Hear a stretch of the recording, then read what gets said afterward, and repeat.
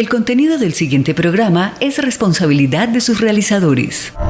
La innovación tiene un espacio en la radio universitaria. Todos los jueves, de 3 a 4 de la tarde, acompáñanos en Innova UPN, el programa del CINDET en la Pedagógica Radio. Conversaciones sobre innovación, educación y tecnología con invitados que transforman la manera de enseñar y aprender. Innova UPN. Ideas que inspiran, conocimiento que transforma.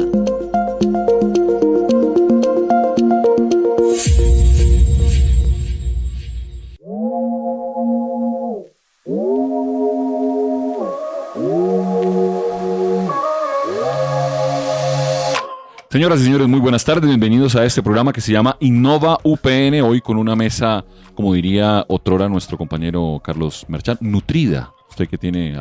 Más nutrida. Desnutrida o nutrida. Estamos en presencia y hoy por fin físicamente se dignó en venir el profesor Bolán. Señor Philip, buenas tardes. Muy buenas tardes, profesores. Carlos, Valpuriano. Nos ha dado el honor el día de hoy tenerlo aquí en sala. En sala, porque siempre... En vivo y en directo. Siempre desde diferentes partes de Colombia, muy solicitado. Desmaterializado en el ambiente virtual. Desatomizado. Bueno, y hoy tenemos la presencia de un invitado. También hemos compartido en diferentes medios, en diferentes plataformas. Se trata de el querido profesor Jesús Muñoz. Yo le voy antes de que se presente él, Philip, ¿por qué está hoy? Ya vamos a hablar del tema de hoy, pero ¿por qué invitamos hoy a Jesús? ¿Por qué hemos traído a Jesús a la mesa? Primero, porque Jesús está feliz de vivir en Colombia, porque es una democracia. Él viene de una monarquía. Entonces, es lo primero. Después, antes de ser justamente profesor... Y Luis XV no era monarca. No, de verdad. Nos va a explicar. Viene de una monarquía. Jesús, primero, es corresponsal de guerra. Entonces, es la primera función. Periodista y también profesor, y es alguien que justamente ha implementado en universidades justamente toda la parte multimedial y transmedial. Entonces, por eso que quería justamente tener su punto de vista en este programa, porque ha trabajado con muchos profesores, es profesor, pero ha trabajado con muchos profesores y muchos alumnos. Jesús es yo creo que se define más como periodista. Entonces, te dejo la palabra, Jesús. Hola, muchas gracias, Pili, Carlos, a los Carlos. Sí. Es un honor estar aquí en la Universidad Pedagógica. Además, es un honor estar hoy porque hoy es el Día Internacional de la Libertad de Internet. Hoy es el Día Internacional del Internet. O sea, y de la comunicación en el Internet, la libertad de la comunicación en el Internet. Que es el día de la UIT, por eso. Sí, eso es. Y en todo caso... Yo pensé que era en mayo. Como dices tú, sí, me encanta ser ciudadano de una república y no ser súbdito de una monarquía, ¿no? Bueno, aquí está en una monarquía en esta mesa porque aquí habla Carlos. El rey Carlos. El rey Carlos, pero que no es Carlos III, ¿no? No, es Carlos II porque es el primero, el segundo. Carlos I, Carlos II, tercero está en Inglaterra y ya, bien. Bueno, bien. Nunca me habían dado una potestad tan grande. Hoy vamos a hablar, este programa es sobre educación y medios masivos. Esto que se llama mirada crítica a los contenidos y cómo está hermanada la educación y los medios masivos. Antes, permítanme saludar a todo el equipo que hace posible este programa. En el máster, Mario Enríquez. En la producción sonora, Yolanda Barrantes y Luis Bautista. En comunicaciones, Dubán Cárdenas. Y por supuesto, bajo la dirección de nuestro querido maestro Alejandro Sepúlveda. Un abrazo. Y no olvidemos que estamos celebrando los 10 años de la Pedagógica Radio, transmisiones permanentes llevando la educación y la palabra pedagógica a las comunidades a través de iVoox y YouTube Podcast. Yo quiero iniciar con algo, es decir, que Colombia es conocido por la educación a través de medios masivos con Radio Sutatensa. Sí, fue una experiencia bastante interesante, inclusive se replicó en Europa, o se escuchaba Por eso que quería escuchar, Jesús, cuando vio esto aquí en Colombia, ¿cómo lo viste? No, yo cuando vi Radio Sutatensa, y además tuve el honor de hacer un documental sobre Radio Sutatensa, eso fue algo extraordinario, y además que hay una cosa que fueron los inventores en el mundo de la educación a distancia. Por radio. O sea, pero que no se había hecho hasta el punto que los norteamericanos lo copiaron rápidamente, lo aplicaron en Estados Unidos. De hecho, tuvo mucha ayuda. Kennedy fue uno de los enamorados de Radio Sutatensa. ¿no? Y tenía relaciones que ahora, que me disculpen quién fue el nombre del fundador, el sacerdote que era fundador de Radio Sutatensa. La infraestructura era extraordinaria, era tremenda. Para nuestro público que no conoce, Sutatensa pues es una parte de Boyacá. Esa fue una emisora fundada en el 1947, y fue efectivamente pionera de esa empresa educativa radiofónica liderada por ACPO, ¿no? Y funcionó hasta bien entrada el 94. De hecho, la Universidad Pedagógica tuvo algo que ver allí hacia finales de principios de este siglo, sí, sí, ¿no? sí. Tomando la planta física de Sutatensa para hacer el proyecto de Universidad Pedagógica en la región, en Guatapé, compañía. Sí, precioso. Sí, eso es. Y las instalaciones eran preciosas, una cosa, y esa gente se adelantaron, pero se adelantaron casi un siglo, vamos, por no decir un siglo entero. O sea, y ACPO, que fue, y todavía continúa ACPO trabajando y sigue teniendo presencia, ha hecho mucha recuperación de todo el patrimonio. El colegio de Sutatensa es unas instalaciones extraordinarias. Tenían proyectores de cine de 35 milímetros, es una cosa sorprendente. Los datos son interesantes. Se habla de más de 4 millones de personas que pasaron por ahí, campesinos. Bueno, y además con el foco en el campesinado, ¿no? Pero empezamos por el lado positivo de los medios. Oiga, los sí, medios, los medios educan, los medios permiten, los medios posibilitan, acercan y llevan cultura. Pero yo recuerdo, ahorita hablando del Radio Sutatensa, hay un homenaje de Andrés López a la radio en Colombia, después de cumplir 100 años. Entonces Andrés López hace un programa, una película donde hace parodia de una emisora que transmite los partidos de fútbol de la Selección Colombia, donde él es el narrador, comentarista, futbolista, pero él nunca está viendo el partido. Se lo inventa todo. Todo se lo inventa. Entonces, claro, ahí, si bien es un homenaje, también nos deja al otro lado de los medios, y es qué podemos inventar a través de estos justamente medios. Los medios masivos, ¿cómo pueden transferir justamente educación, Jesús? ¿Cuál fue tu trabajo justamente en las universidades respecto a eso? A mí me parece que hay una cosa muy interesante, y es que había algo que era, y que yo creo que incluso el sueño de los grandes educadores, empezando por pedagogos de la talla de Freire, ¿no? Que era el romper los muros de los colegios, de las aulas, de las universidades, y que fueran espacios abiertos de tránsito, que el conocimiento estuviera al alcance. Y un poco este tipo de tecnologías lo que estaban logrando era eso, que el acceso de la gente al conocimiento, ¿no? Y al acceso de la gente, no ya a la educación en sí como tal, el concepto ya sino al conocimiento en sí mismo, lo grande que tiene eso, ¿no? El poder que el público y que las personas puedan llegar a esas situaciones. Y yo creo que en las plataformas y la tecnología ha jugado una baza muy importante en ese aspecto, ¿no? Hay una cosa que reconocer, y es que yo creo que el experimento por el que hemos pasado todos los que estamos en el mundo de la educación, nuestro caballo y campo de batalla más duro fue la pandemia. Y ahí es donde nos medimos todos. Si en realidad lo que habíamos contado era en serio o el cuento solo era un cuento, ¿no? Sí, ahora dentro del tema de los medios, porque no solamente es la radio, para que no se piense que estamos haciendo una apología única y exclusivamente a este medio que nos permite estar en su casa, al lado suyo, allí al radio, escucha presente y futuro. Tautología. Sí, sino también la televisión, ¿no? Yo recuerdo que en la aparición de los medios televisivos, parte del propósito era poder llevar la cultura a la casa de las personas que no tenían acceso al teatro, a la ópera. Y yo recuerdo muy pequeño, sin revelar esta joven y temprana edad que tenemos, que daban los domingos el Teatro Caracol. Y uno podía ver obras de teatro allí representadas en la televisión en blanco y negro. Las producciones. Sí, blanco y negro, que es de hace unos 20 años. Ahí ya vamos sacando conclusión. Y hay una cosa, por ejemplo, que sé que se lo merece, y se merece un homenaje muy importante, porque al fin y al cabo el proyecto nos pertenece a todos los ciudadanos de la República de Colombia, que es lo que hizo la televisión pública a través de la televisión digital terrestre, ¿no? Que logró abrir y creó proyectos como lo del Profesor en Casa, ¿no? Que fue un éxito tan grande que le copiaron en México. México se llevó el proyecto y la continúa implementando. Ahora ya lo han sacado mucho de que la gente no ha entendido muy bien por qué tenía que marcharse, que seguía continuando, porque la gente no solo que además es que yo creo que aprovechó mucha gente que no había tenido acceso nunca a la educación porque entraba en zonas inaccesibles del país, ¿no? Y entonces la gente que estaba aprendiendo prácticamente a leer y a escribir a través del proyecto El Profesor en Casa, y eso permitió que se continuara constantemente con las líneas educativas que mantenían los profesores y podían continuar a través del Profesor Bueno, en muy Casa. bien. Sí, señor. Entonces la idea, claro, la entrada que hicimos es positiva.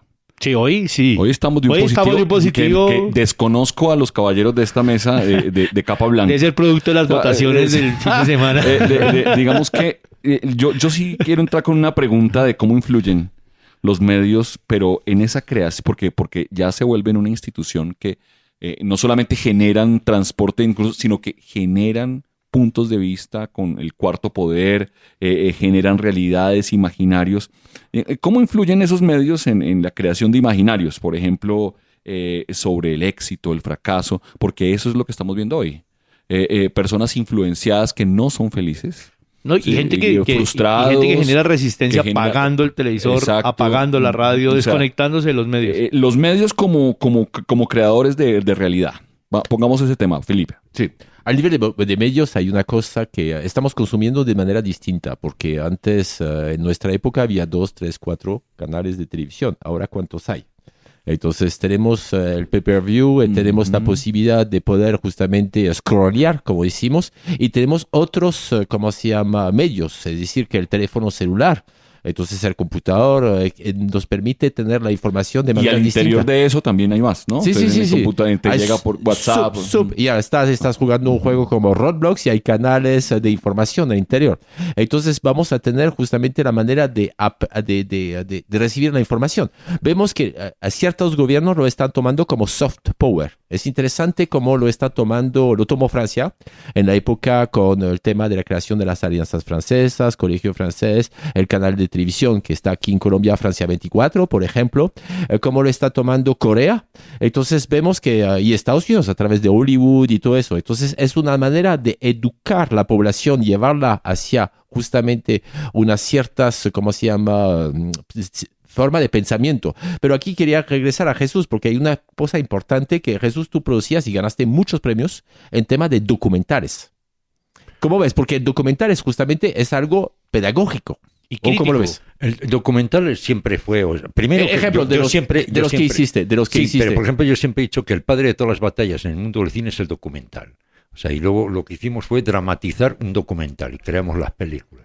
Pero el comienzo de todo, hay un documental precioso que es el de Nanook, el esquimal, ¿no? Que eso es un ejemplo para todos los que hemos sido cinéfilos y no le hemos tenido una especial importancia. Yo hice documentales, por ejemplo, que era el tema yo toqué mucho los temas de la infancia, me tocó hacer muchos temas sobre la guerra, pero fuera de eso hice mucho documental de la infancia, y en los documentales que hacía yo tenía un estilo que no permitía la voz del periodista, o sea, el relato lo tenía que hacer los participantes del documental, incluso les guionaba para que si querían comentar algún tema o tal, siempre eran las voces, y eso viene un poco de la escuela del cine verité de Francia. Yo vi mucho de la escuela del cine francés, y a mí eso me gustó mucho, y de hecho los primeros que empiezan a hacer ese tipo de documentales son los documentalistas franceses. ¿Por qué voy a esto? Porque justamente hay un tema que me interesa bastante y ya no se habla, que eran los web documentales. Los web documentales. Es decir, que el docuweb. El docuweb. El docuweb era justamente una manera de poder aprofundizar un tema y uno escogiendo su ruta. Tú querías, por ejemplo, hay uno que es muy bueno sobre el carbón, donde tú puedes ver desde el punto del capitalista, del punto del minero, del punto de los consumidores. Entonces tú puedes tomar diferentes puntos de vista y me parece herramientas pedagógicas interesantes, pero ya se abandonó totalmente, ya no se habla de webdoc. Hasta Le Monde, que fue, el periódico Le Monde, que fue los papás. Digamos que el punto acá es que se entendería, se creería, partiríamos de la idea de que la educación forma en criterios abiertos, en criterios óptimos para la democracia, para el Estado, para lo que se quiera. Se entendería que la educación en ese sentido nos hace libres. Ese se entendería. Pero en tema de los medios sí hay sesgos, lenguajes, silencios. ¿Pero a quién pertenece? estereotipos. ¿A quién pertenece? Ahí voy. Por eso. Ahí voy. O sea, digamos que, pues si nos ponemos radicales, hay un pensador muy importante que se llama Rafael Gutiérrez Girardot. Y él dice que la educación real solamente es pública. Lo otro es empresa. ¿Sí? Pero también la pública corre un riesgo, ¿no? Voy a ponerlo con el eslogan de la pedagógica radio. Voces y sonidos que enseñan. Si nosotros aquí decimos que la matemática es mala y la pedagógica está diciendo que la matemática es mala, ¿qué pasa con el radio escucha? La matemática es mala. No, aquí se hace trigonometría. Pregúntale Por eso, entonces, posicionamos un discurso que es peligroso en relación a quien tiene el poder, no solamente en términos económicos y de poder capitalista, sino en el poder de transmitir, ¿no? Porque tú pones el enfoque sobre una mirada, pero la escuela pareciera que debería formarlo para la libertad y ser crítico. ¿Tú crees que eso ha pasado, por ejemplo, en tu trayectoria como cineasta, productor?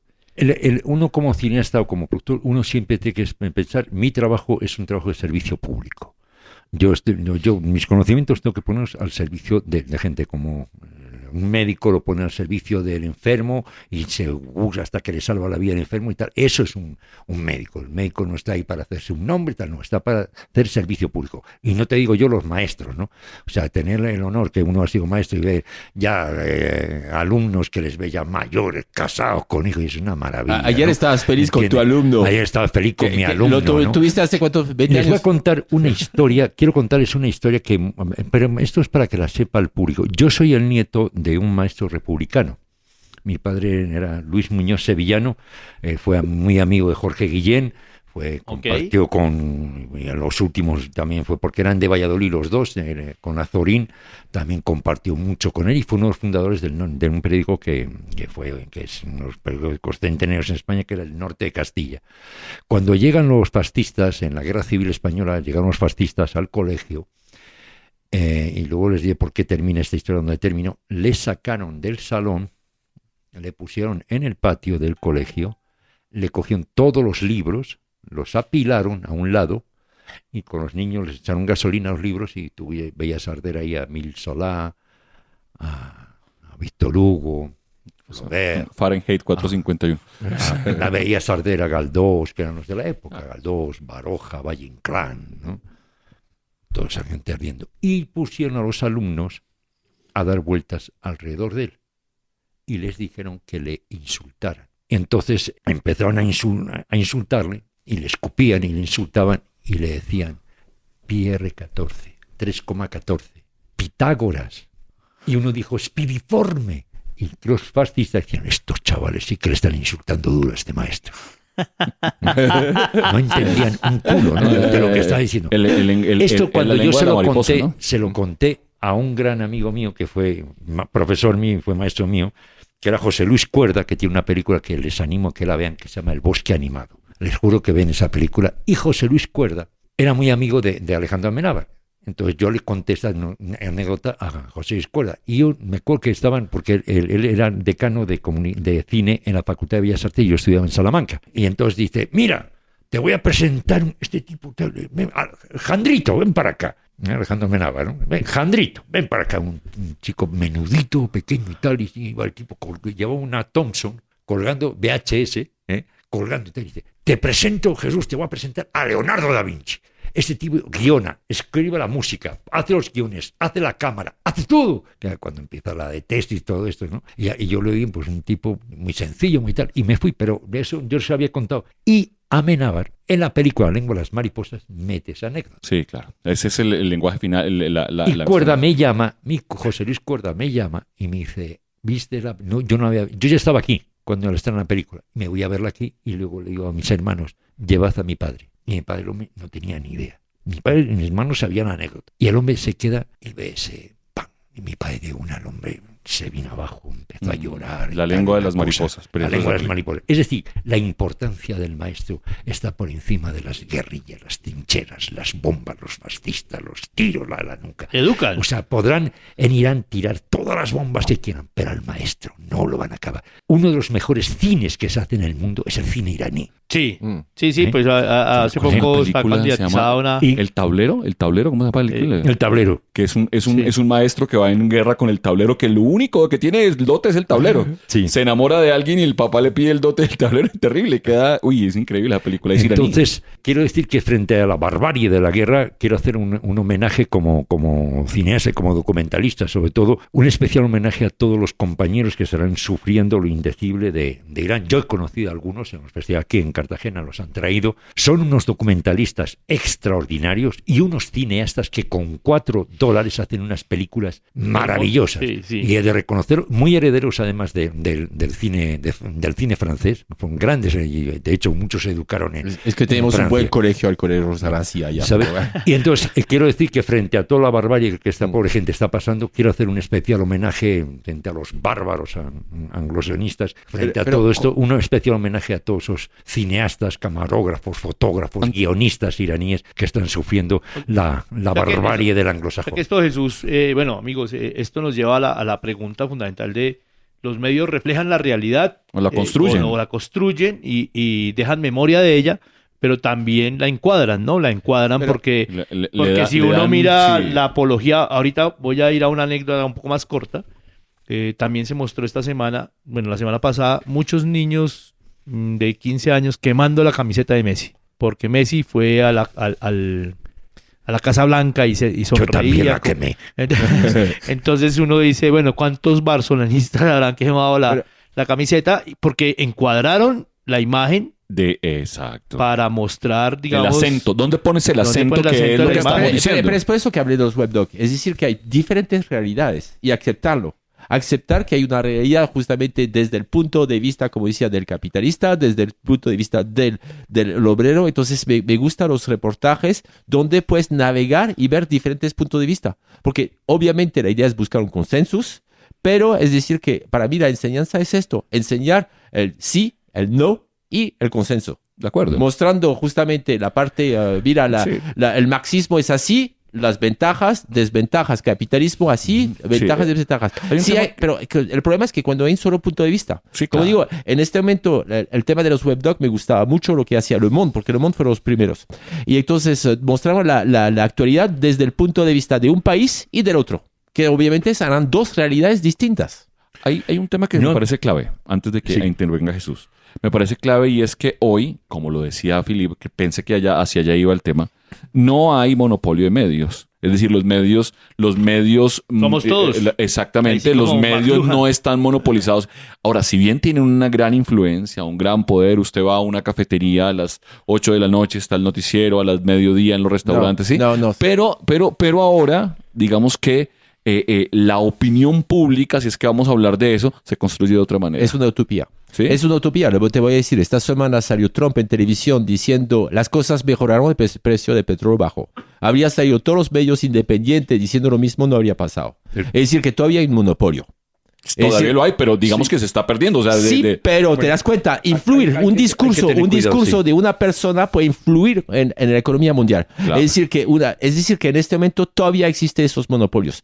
Obviamente existe alternativas donde puedes ver hasta las cosas que la Tierra es plana, vas a encontrar. Sí. Pero el problema es que todavía los centros económicos tienen sus medios. eso es tiene claro. sus medios. Es Sí, decir, sí. que la economía mundial está movida justamente por estos medios centralizados. No, pero perdóname, Jesús, Sí, yo sí, voy a por favor. todo frente a esa línea, es que, pero de una u otra manera, la posibilidad de tener la web 2.0 desde hace más o menos unos 30 años nos da la posibilidad de hacer resistencias. Claro, Al menos puntos de fuga. sí, por lo menos Ajá. desde entonces ahora, si esta radio, Pedagógica Radio, se dedicara a transmitir noticias de economía, muy seguramente llegaríamos a muy poca gente, ¿no? Pero como se dedica a lo pedagógico, llegamos a muchísima gente y podemos perfilar una manera de opinar frente a lo educativo.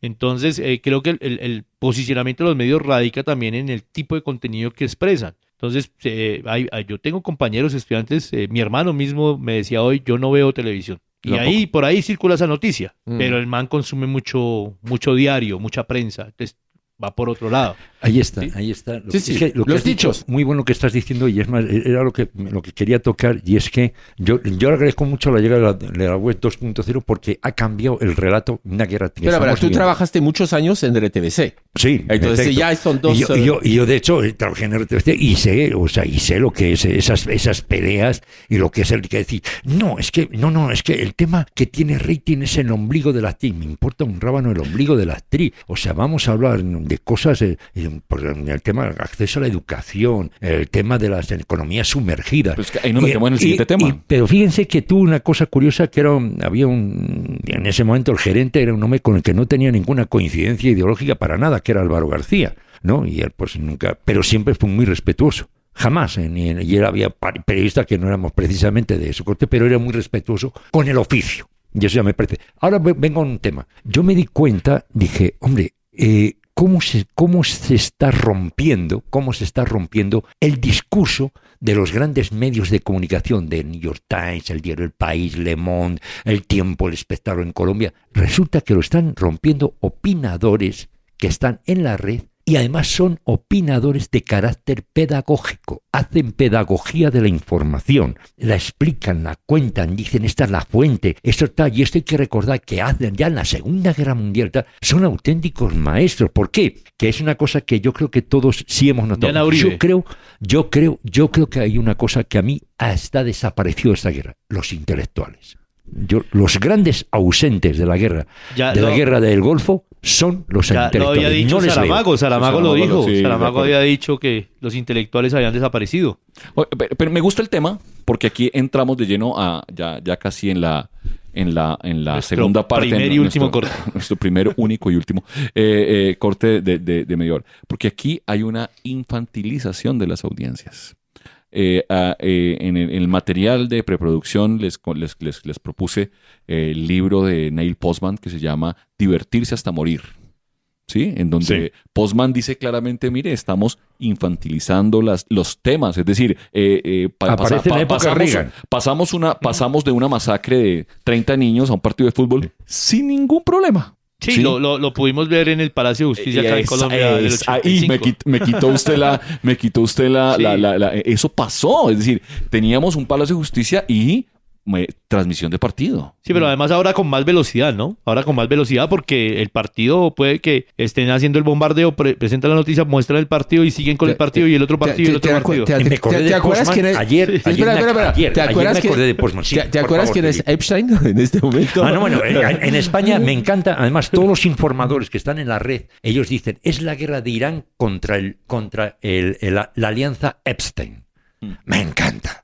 O sea, mira, eso no se hubieran atrevido ni siquiera en la época más dura, el peligro más aguerrido del Vietnam. Pero en lo positivo, pero por ejemplo también tenemos, ustedes saben que estoy trabajando en mi tesis de doctorado al respecto de los influencers, tenemos también idiotas con tribuna. Sí, pero hay una cosa que justamente haciendo valoración de son los que más. Sí, valoración de la radio aquí. Es decir, que el problema es que los medios masivos, los medios de comunicación están buscando patrocinio. Entonces, para tu patrocinio tienes que tocar la máxima población. Okay. Aquí es como nuestra radio en la Santo Tomás, es un nicho de mercado muy específico de gente que aquí son pedagogos. Entonces, la información obviamente es más precisa. Como digo, si yo quiero hablar a las masas, pongo fútbol. Y ayer justamente con su estudiante, que es uno de los líderes de la Minga, le decía que no tenía que tomar universidad, tenía que tomar campos de fútbol. Sí. Ya tendría mucho más. Sí, claro. Masivo. Sí, masivo, es decir que se está equivocando. Me haces acordar de la imagen de la dictadura en Chile, que lo que hicieron fue llevar a la gente al estadio. Exacto. Y eso queda marcado para toda la vida. Sí. ¿No? Bueno, es un impacto contundente. Les propongo una breve pausa institucional y ya regresamos aquí a Innova UPN a seguir discutiendo sobre medios masivos y educación.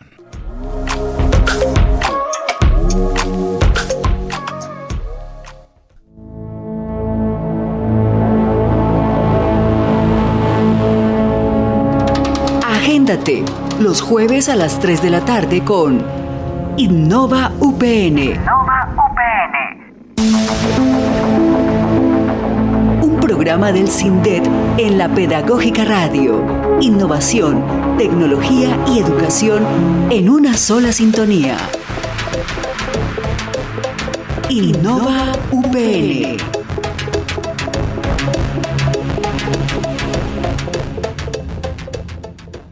Estás escuchando Innova UPN.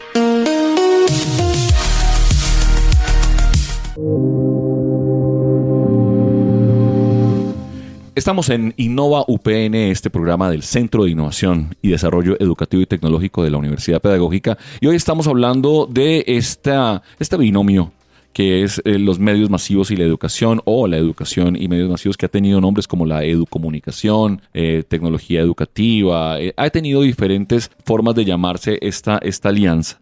Y a expertos maravillosos como Jesús Martín Barbero, Néstor García Mario Caplum, Canclini, digamos que hay... Ancísar de la universidad. Bueno, y digamos que aquí voy a meterme con un autor que hemos manejado en algunos otros contextos para hacer la pregunta, profesor. Hace unos años, en plena mitad del siglo pasado, surge un francesito, voy a decirlo así con cariño, que se llama Jean Baudrillard. No sé si es Baudrillard o Baudrillard. Baudrillard. Muy bien, gracias por la corrección. Jean Baudrillard, y plantea un tema que es realmente impactante, que es la sociedad del simulacro. Es decir, la realidad ya no es la realidad, sino es la simulación que se nos muestra. Punto. La caverna de Platón. Sí, exactamente. Es una buena idea de la caverna de Platón. Y esto, digamos, lo pongo porque la relación entre la realidad, la educación, la escuela, lo que se nos muestra, una mentira repetida 1000 veces. Usted aquí dice, bueno, mire, es que Ciudad Bolívar, y ya causa miedo, usted no conoce Ciudad Bolívar, pero ya tiene un imaginario no construido por la escuela, no construido por su familia, sino construido mediáticamente. Entonces, la responsabilidad de la escuela es... ahora, como se dice, pararse críticamente frente a los medios, utilizar los medios, porque la UNESCO está diciendo, espérate, hay que hacer alfabetización informacional. Sí. Esto ya no es una opción, es una transversalidad. Y hoy en día, con el tema de las fake news, que las vivimos a diario, con el tema de todo ese asunto, ¿cómo cala en la educación, profesor Bolaño? El problema es que, como digo, si quieres hablar a todos, tienes que hacer vulgarización. ¿Ya? Pero el tema de vulgarización, finalmente te das cuenta que vas a un nicho particular. Si tú sabes que no vas a hablar a todo el mundo. Yo tengo una discusión con alguien en este momento que él quiere llegar a 1 millón de personas. No importa a cuántos llegas, tienes que llegar a las personas que son. Por ejemplo, una radio universitaria o una radio escolar tiene que ir a un nicho particular. Por ejemplo, si uno es apasionado de matemáticas, que hable de matemáticas, pero el que le gusta más la filosofía no le va a gustar tanto. Es decir, que no tenemos que ser tan masivos. El problema es que en este momento yo quiero un ranking, quiero ser el más importante, entonces que mi radio tenga más audiencia. Por ejemplo, si aquí nos está escuchando 500 maestros, ¿te das cuenta de la fuerza que hay? No importa fuerza que sea real, además. Fuerza real, es decir, que no importa que sea 10.000, 20.000, 30.000, es decir, qué nicho, cómo lo están, atrapando. Por ejemplo, yo en mi programa de radio que tengo en la Santo Tomás, yo estaba feliz cuando la universidad decía, lo hacemos escuchar a nuestros estudiantes del tema. Uy, chévere, entonces ya llegamos al público que queremos. Pero obviamente en filosofía o en sociología nunca lo van a escuchar, porque hablamos de blockchain, hablamos de tecnología. Es decir, que la idea es justamente tenemos que saber exactamente cuál es nuestra audiencia. No tratar de ser colonizadores. Es decir, que quiero que mi programa pase las fronteras y que todo el mundo me escucha. No, nunca va a llegar. Y no es el interés, porque si no tengo que vulgarizar demasiado, entonces no puede ser. Me acuerdo de una conferencia que yo estuve aquí en el Cubo, donde éramos 300 personas. Terminamos 3. Porque el tipo no sabía hablar. Pero su tema era espectacular para mí. Si es poeta, la logró. La sacó al estadio. Pero logró. Gracias a él avanzamos en nuestros proyectos. Sí, claro. Nos dio unas claves. Es decir, que finalmente él pensaba un público general. Yo me acuerdo otra conferencia que dicté aquí, donde llegó la lluvia, no pudieron llegar los estudiantes y llegaron los del colegio. Y el profesor, que es de la Nacional, pobrecito, no adaptó su discurso. Pensando que iba a hablar a gente de maestría, tenía que hablar de colegios y les tiraron pie todo lo que tenían los estudiantes de cállate, todo eso. Porque justamente no supo adaptarse. Es decir, que tenía un discurso. Tenemos que saber esto. Estamos hablando a un público específico. Y si queremos masificar, tenemos que cambiar. Jesús, tú presentaste el noticiero por la mañana. El noticiero es para todo el mundo. La matinal de NT24. Entonces, tenías que seguir un guión casi, ¿no? Claro que tienes que seguir un guión y cuidado no te salgas del guión. Además, pero yo quería ponerles una pregunta en la mesa. Fíjate que tú has planteado muy bien, Carlos, el Carlos I. Carlos I, sí. Bueno, Carlos I. Y has planteado un tema muy bien y has recurrido muy bien a Baudrillard, que Baudrillard es un comunista clásico, libertario, muy cerca a las tesis anarquistas. Anarquistas, porque anarquistas de no, anarquía, no sí. los anarquistas de lo que se está sacando ahora por ahí. No. Esos anarquistas del pensamiento anarquista que eran muy ricos y tuvieron grandes pensadores. Sí, sin Dios ni ley. Entonces, y de hecho, ya que un curso fue muy respetado incluso por la gente de la escuela de Frankfurt y tal, y era un tipo muy interesante. Pero yo quiero hacerles una pregunta que ahora que estamos metiendo, que es en las plataformas, los medios y tal, y estamos hablando del mundo de la pedagogía, el mundo de los jóvenes, de los niños y tal. ¿Qué opinan de esa intención de ciertos países, como por ejemplo va a pasar en España, la prohibición del acceso a las redes de Internet de los muchachos menores de 16 años? Aquí en Colombia ayer justamente el Ministerio de Educación lanzó un documento del cual tengo la posibilidad de haber participado sobre la construcción de entornos seguros de aprendizaje con uso de TIC. Y allí quedó taxativamente escrito, de acuerdo a la 2170 del 2021, sí, exacto, la prohibición del uso de dispositivos móviles para niños menores de 16 años y supervisada en estudiantes entre 17 y 18 años. Es decir, que la escuela tiene que repensarse el uso de medios digitales de otra manera. Cuando usan una tablet, especialmente en estos proyectos computadores 1 a 1, pero ahí hay una condición de un solo medio, porque digamos que el contenido llega a la casa de otras formas, ¿no? Yo no sé qué tanto contribuirá, y es una crítica que me hago como padre de familia, a un noticiero que lo hacía también como profe en algún momento, muestra la noticia seria con una persona mayor, adulta, generalmente con una perspectiva académica, un lenguaje muy técnico. experimentado. El de deportes, generalmente alguien muy atlético o atlética, ahora que hay mujeres en la presentación de los deportes, pero los chismes light son o mujeres o personas de las comunidades LGTBI. Entonces ahí el posicionamiento es, mira que lo tonto lo hablan estos tontos y mira que lo intelectual lo hablan estos intelectuales. Sí, ahí hay mensajes, y ese es un mensaje que posiciona ese discurso frente a ese asunto, ¿no? Entonces, no solamente la exclusión de los medios, por eso la UNESCO desde el 2011 con las competencias de alfabetización mediática e informacional y el esfuerzo de irlas mejorando cada año, plantea un ejercicio de la escuela frente a la posición crítica de los medios.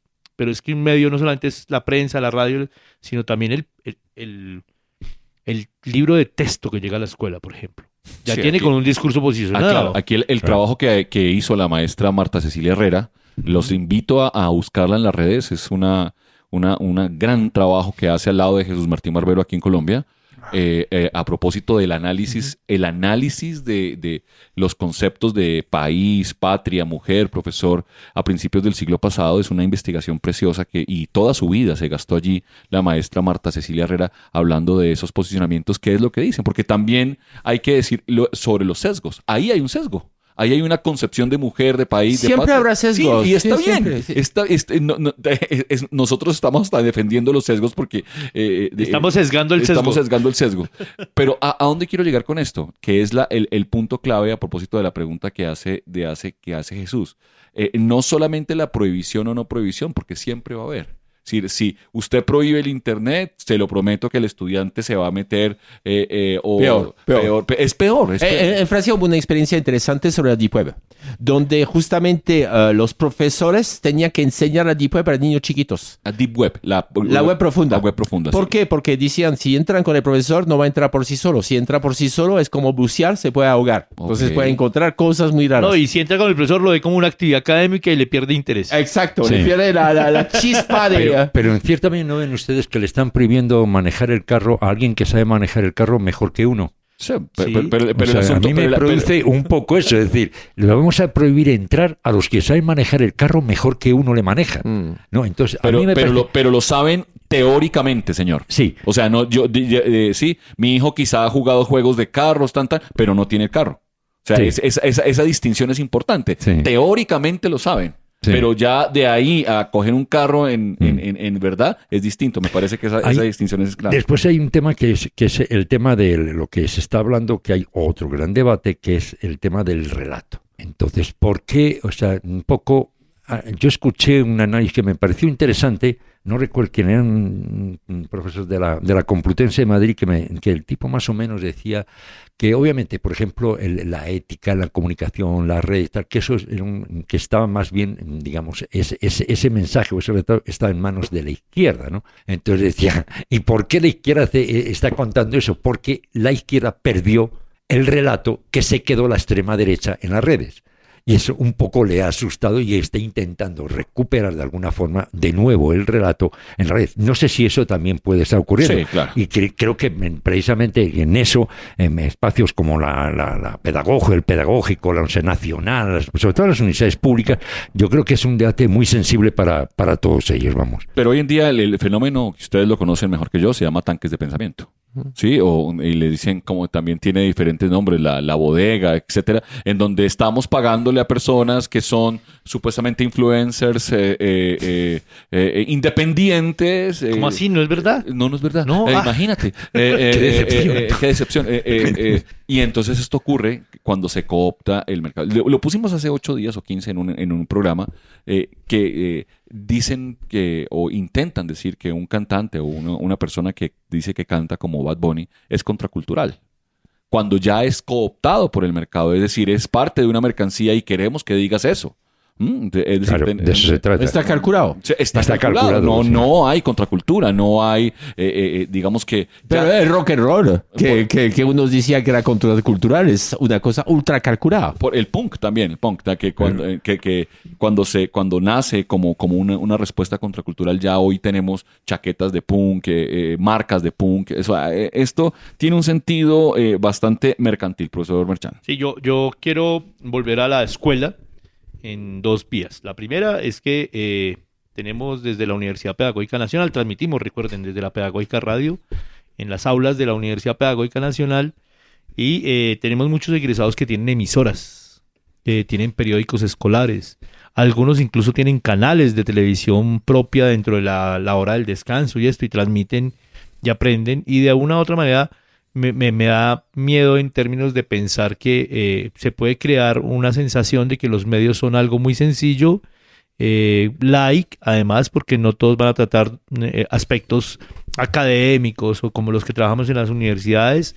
Incluso hay una universidad amiga muy cercana en donde hay una emisora en donde también hay programas like. Hablamos de la Libertadores. Algunos programas like, entonces uno dice, ¿cómo? Entonces en esa línea ese es un tiro a la nuca, se le llama. Sí. Eso es, muy buena porque es presidente de la red de radio. con alevosía, ¿no? La competencia, dijo Felipe. Sin nocturnidad alguna, ¿eh? Sí. Y en ese campo, el papel del maestro, ¿cuál sería? La UNESCO plantea que el desarrollo de esas competencias mediáticas informacionales, que son algunas, voy a nombrar una como el reconocimiento de los medios como gestor de contenido con perfil deseable, la manera como se leen los medios, el contexto sobre los cuales, los sistemas de producción técnica de esos mismos medios, qué limitaciones tienen, qué posibilidades brindan, y hay un currículo que propone la UNESCO que está allí disponible, que también encuentran ustedes en Colombia Aprende, en la página de Colombia Aprende.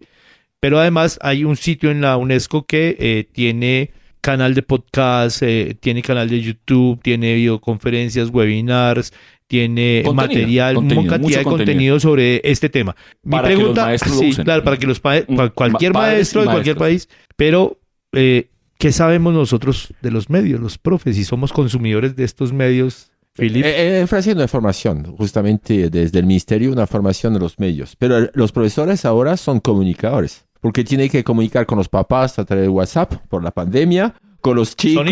Son influencers. No, siempre lo ha sido. Han aprendido algo nuevo los maestros, que es maquillaje. Esa asignatura antes no existía. Exacto, desde la pandemia. En la formación pedagógica no existía. Ahora, maquillaje, ilumínate, te maquillas, tápate las arruguitas y ya te pones delante de la cámara. Pero que hagan justamente, que sean es multitareas. Entonces tiene que ser multitareas en este momento. Pero el tema, por ejemplo, con el profesor Julio, aquí en Colombia, que justamente fue un influenciador bastante importante para la promoción de las matemáticas. Y, entonces, yo sigo unos en Francia muy buenos porque lo hacen de manera chiste sobre, ¿cómo se llama? Ejercicios de matemática. Entonces, la idea de este momento es reunir esos canales. Entonces, en Francia se intentó a través de Curiosfer, se llama la plataforma del Estado, donde reunieron justamente los trabajos de los diferentes profesores. Entonces, el Ministerio, en lugar de producir sus propios contenidos, el Ministerio de Educación, el problema es que el Ministerio de Educación no conoce ¿conocen los colegios públicos o solamente están con privados? Es mi pregunta. No, en Colombia conocen los colegios públicos. Entonces, porque desde los colegios públicos, como dices, muchos tienen sus emisoras, entonces sería interesante justamente encontrar un portal central, lo que yo llamo comunidad de práctica. Entonces, donde se puede intercambiar justamente cuando tuvimos la experiencia de Boyacá Digital y una profesora que para qué vaya a aprender la tecnología, yo me voy ya este año. Y entonces empezó a montar sus propios podcasts. Dijo, ay, mis sobrinos, toda mi familia está feliz y eso va a servir para otras generaciones. Entonces empezó a montar podcasts sobre justamente lo que está dictando.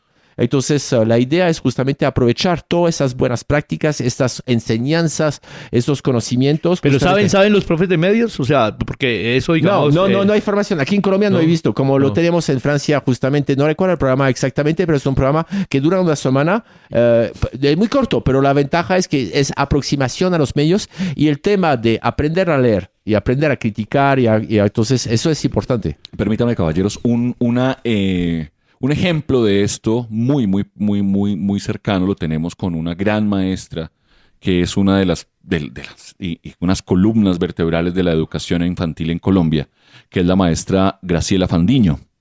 La maestra Graciela Fandiño hace unos... ¿A quien saludamos? A quien saludamos, seguramente nos está escuchando. La maestra Graciela Fandiño, hace unos años la convencimos de que hiciera una serie web. Y tiene una serie web que se llama Legado, hecha con maestros que fueron estudiantes de ella, maestras que fueron estudiantes de ella, ahora son maestros, ahora tienen cargos públicos, etcétera, están en otro país y están felices de hablar de esas prácticas cotidianas. Ahora, eso está en coincidencia total de lo que dice Philip. Estamos en hiper especialización de tribus, una tribu. Volvimos a las tribus. Pero es perfecto, para mí es perfecto. Yo tengo un nuevo programa en este momento para la apicultura. Es mi tribu de apicultura. Es decir, que la idea es que pensar que mi programa va a salir más allá, no. Yo sé que porque el mundo dice, pero mira, te miran muy poco. Sí, pero tengo los apicultores. Es decir, que yo estoy hablando a un nicho. No soy un medio masivo, no tengo patrocinio, entonces no necesito. Es decir, que si queremos fama, obviamente, como el tema de influenciador, entonces no soy un influenciador. La idea es justamente buscar a llegar a tu público. Como decía, la conferencia quedamos 3, pero los 3 justamente nos permitió cambiar justamente nuestra forma de pensar sobre un tema particular. El problema es que los medios masivos son demasiado masivos. Y lo vemos, justamente trabajaste en ETN. En ETN no mira la audiencia colombiana, mira la audiencia latinoamericana. Es decir, que tiene que ser global. Jesús, ¿tienen los maestros formación o no? Sí. Sí, algo así, ¿no? Mira, hay una cosa que yo siempre he observado y es que a veces nos creemos que el mayor fenómeno que ha ocurrido, además, siempre creemos en la época de los debates, y recuerdan los debates de los 70, los 80, cojan y el McLuhan y tal, los debates, bum, bum, y volvíamos a tal, los medios, la televisión está tontando tal, y claro, la radio en su momento fue la radio fue tal, es más, los libros, y antes los libros, y antes de los libros incluso fueron, fueron a la hoguera. O sea, este debate es muy viejo. Yo siempre he dicho que el primer influencer fue un cura. O sea, esos son los primeros. Estábamos en una misa que iba un amigo mío que es muy creyente, y yo para fastidiarle la vida, que le tengo mucho cariño y después yo le dije, oye, ¿cuándo acaba el influencer? Y el hombre se moría de la risa conmigo, precisamente. En una palabra, esto es viejo. Yo creo que también hay que empezar a analizar un poco, irnos hacia atrás y empezar a ver. A lo mejor hay que releer a Spinoza. De pronto. O a lo mejor hay que empezar a ver muchas cosas. Decir, oye, no te crees que es Fray Luis de León, que era un sacerdote, era poeta y tal, y fue perseguido. Sí. Y hacía parte de toda una comunidad de pensantes y tal, y el tipo fue... O sea, esto no es nuevo. No te crees, sí, muchachito, no te crees que acabas de inventar el agua tibia. Bueno, vamos en la última parte, en estos últimos minutos que nos quedan de recomendaciones. puntos de vista muy, muy, muy pragmáticos al frente de esto. El profesor Merchani, y bueno, en la producción que les envié, preproducción, están algunos puntos clave para nuestros maestros. El primero creo que puede ser definir y articular las necesidades de información. O sea, para mirar qué tipo de medios vamos a mirar, para seleccionar el tipo de medios y, por supuesto, localizar y acceder a la información verificada. Hoy en día es más difícil cada vez sobre todo con tanta cantidad de información que circula. Se habla de infoxicación, infobesidad, se habla de una serie de elementos, infodemia. Bueno, evaluar la información, organizarla, que es un poco lo que hacemos con el PLE. No, ¿y de qué punto de vista? Es decir, como digo, por ejemplo, el conflicto en Irán en este momento no le están bien dando lo mismo los sirios que los franceses que los colombianos. Exacto. Es decir, ¿cómo te toca esta información? Entonces puede tener una influencia máxima. Sí. Ahí eso es precisamente lo que te decía, que lo que cuando comenzamos esta conversación, yo decía que me gustaba de que las plataformas, la gente que estaba contando, por ejemplo, el tema de la guerra del Golfo, cómo estaban informando y constantemente hacen una insistencia. Miren, aquí, porque lo que hay que mirar, siempre le dicen al público, lo que hay que mirar son las fuentes. Esto viene de esta fuente. Sí. Y siempre hacen insistencia en eso. Claro, como no tiene un medio, ellos le están diciendo al público, créeme, ¿no? Pero Jesús, yo no tengo el logo de CNN, no tengo de NTN. Sí, solamente para dar experiencia personal. Yo estudié en la Sorbona. Todo el mundo teníamos que entrar con Liberación, el periódico, ¿ya?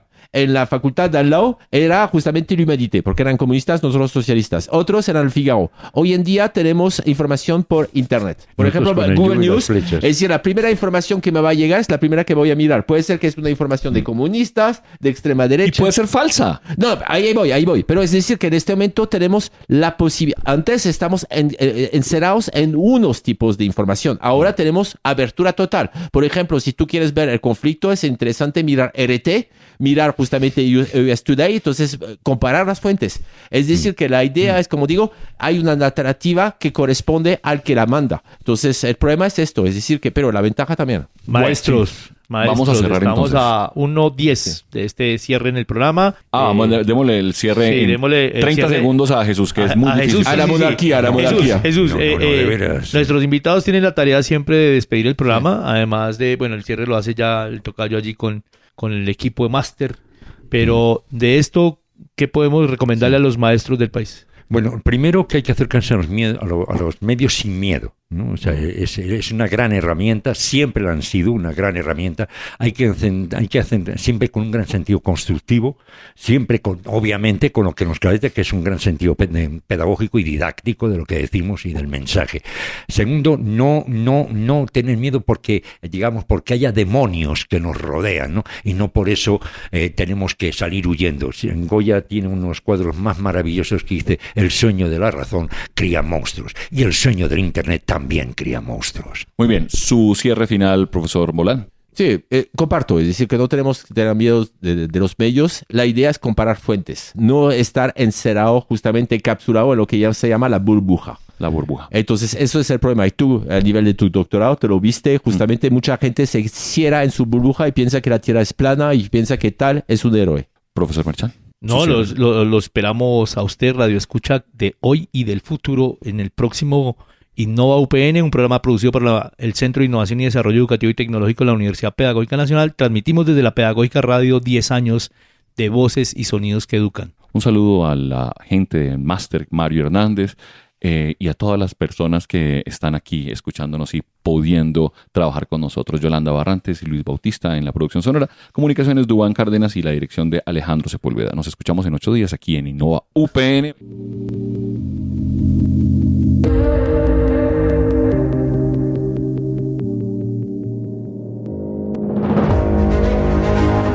La Pedagógica Radio, una década tejiendo voces, construyendo saberes.